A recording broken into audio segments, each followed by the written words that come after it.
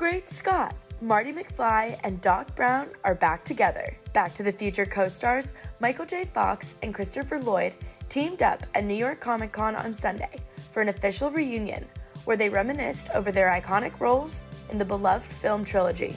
A panel at the event kicked off with the actors recalling how Michael was called in to replace Eric Stoltz, who was originally cast as Marty McFly, a little over a month after filming had begun. The 83-year-old Angels in the Outfield actor said he remembered the announcement as it came after a series of night shoots dedicated to the moment Doc Brown finally cracks the code to time travel, saying, "The announcement at 1 o'clock in the morning after we were shooting for 6 weeks was that the actor playing Marty would no longer be playing Marty, and that tomorrow we would start shooting with Michael. I felt that I barely made it through the first 6 weeks, and now I was going to have to do it again?" The 61-year-old Stuart Little actor went on to reveal he was skeptical about taking on the film because he was also filming the iconic TV series Family Ties at the time, but he wanted to do it as he and Christopher's on-screen, quote, chemistry was too good to pass up, saying, "The chemistry was there for the first scene we had. It was alive, and it remained that way for 3 movies. It hasn't gone away, by the way." Michael called working on the film and working with Christopher in particular, quote, a thrill, adding that anytime he got to work with the Taxi actor, it was a, quote, good day, saying, "All I had to do was just react, just take it in and let it wash over me. I thought he was brilliant. That was the whole thing. Be with Chris and let it be Chris and enjoy it. It was a thrill. Anytime I got to work with him, I knew it was going to be a good day." Christopher and Michael's reunion comes as a stage musical based on the original movie is currently playing in London, with the plan to have it arrive on Broadway next year. After praising the project, the Doc Hollywood star, who has long battled Parkinson's disease, shared with the audience why it was so important for him to show up in person at New York Comic Con. "You guys have given me my whole life. The best thing that happened in my life was this thing. Parkinson's is a gift. I've said to people it's a gift and they say, 'You're nuts.' I say, 'Yeah, but it's the gift that keeps on taking.'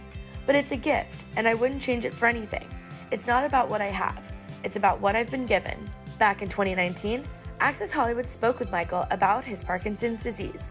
Plus, he shared memories from shooting the iconic time-traveling 80s film series. And honestly, he says it was all a blur. What I love is that people empathize with what I'm doing, but they don't feel bad for me, which I wouldn't want them to because I've got a wonderful life. What do you say to anybody out there that has Parkinson's or has a family member dealing with Parkinson? What can we do to give them hope? Well, I think, first of all, just love them and understand that the experience they're going through is unique, and you can't feel what they feel. You can just be there for them and put up with them because we can be a pretty cranky bunch. But I think that to have hope and to know that we are working on this day and night. And we all love him, and he gets love everywhere he goes ever since his days on Family Ties, and of course, Back to the Future. Hey, Doc, we better back up. We don't have enough road to get up to 88. Roads? Well, we don't need roads. When you see that clip, Back to the Future, like what kind of memories does it bring back?